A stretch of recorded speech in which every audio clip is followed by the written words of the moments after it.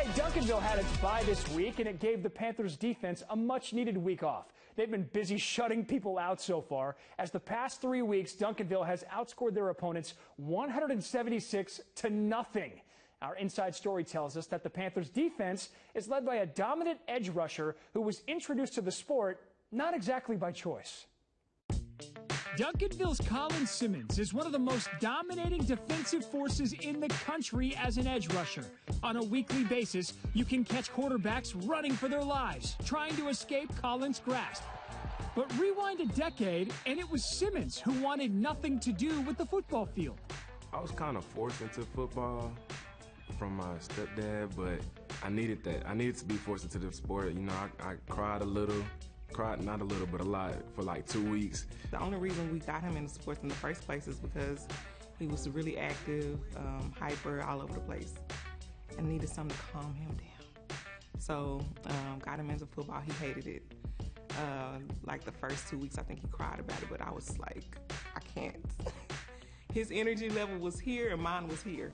Colin may have cried at the thought of playing football, but now the quarterbacks lined up against him feel like crying.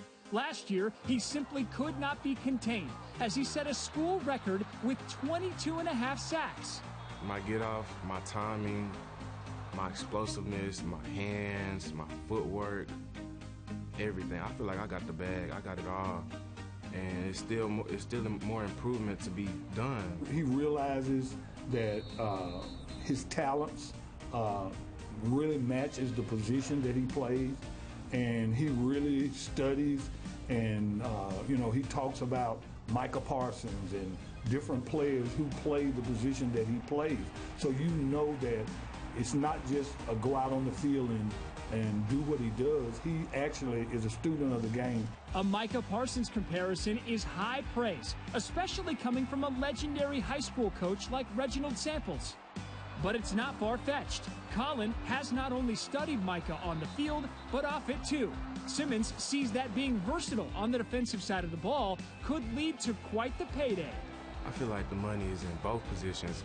You got to have both them bags in order to succeed in the NFL.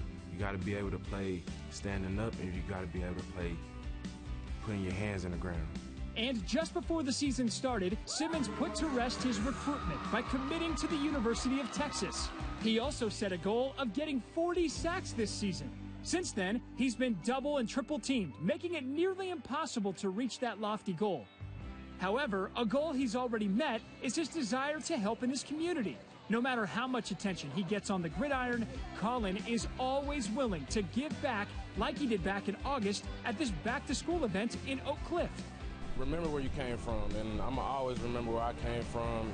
And for me to just be giving back to my community speaks a lot, because everybody knows me wherever I go. And for them to see that I'm giving back to each and everybody, each and everyone in need, it means a lot.